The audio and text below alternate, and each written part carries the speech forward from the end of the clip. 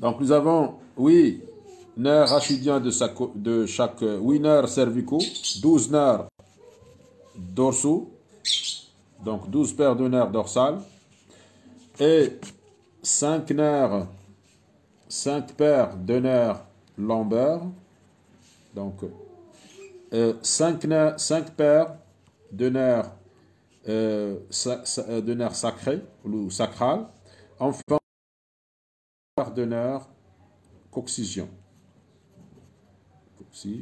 Coccygion. Donc, هادو les nerfs rachidiens. نرجعوا à la fin du cours la stigmatisation du nerf rachidien. Les caractères généraux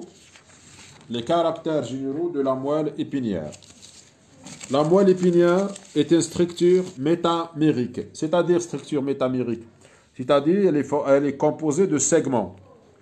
Donc, le cylindre de la moelle épinière,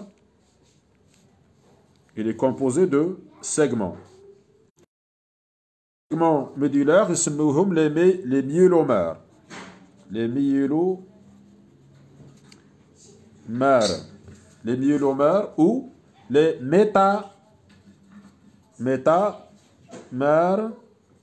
médulaires.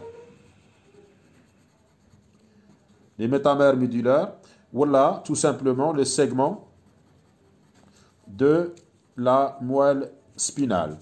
Donc, les segments de la moelle spinale présente 31 segments.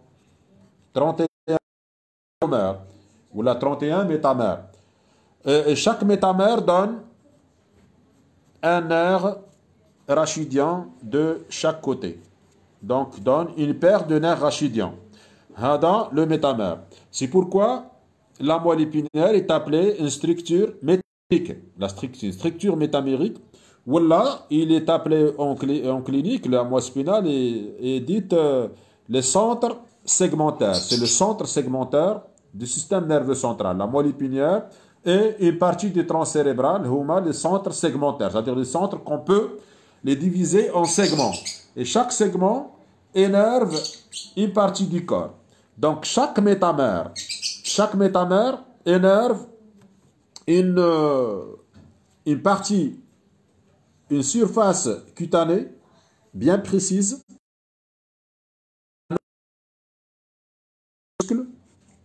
ou de fibres musculaires dans un muscle. La surface cutanée énervée par exemple, le métamère C2, le deuxième métamère cervical, se trouve au niveau de l'occipital, la région occipitale, la peau de la région de la tête et de la nuque. Donc, un dermatome. Chaque métamère énerve un dermatome et un myotome. Myotome, c'est-à-dire un ensemble de muscles. Donc, chaque métamère va énerver un dermatome et un myotome.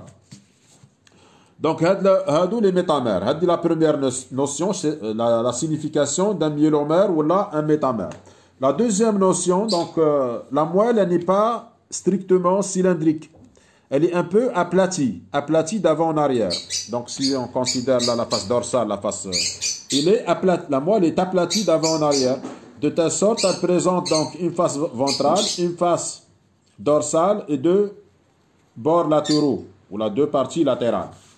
Donc, la forme de la moelle. Donc, on va procéder à la morphologie extérieure de la moelle. On va prendre deux métamères superposés pour les métamères.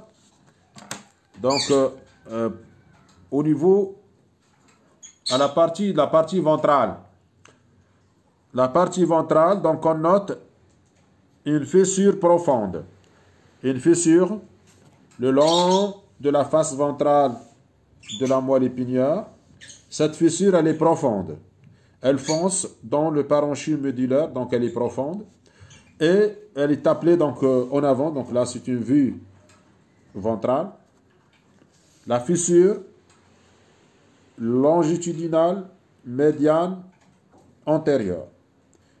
Dans cette fissure, donc elle est profonde, s'insinue, la pimère avec un vaisseau qui s'appelle l'artère médulaire antérieure longitudinale. En arrière, on note un petit sillon, le sillon longitudinal postérieur médian, ou le sillon médian longitudinal postérieur. Hadou, les sillons qui marquent les surfaces de latéral. Nous avons un petit sillon en avant et en dehors de la fissure médiale, et un deuxième sillon latéral. On a hadou les sillons latéraux. Donc, en fait, la moelle n'est pas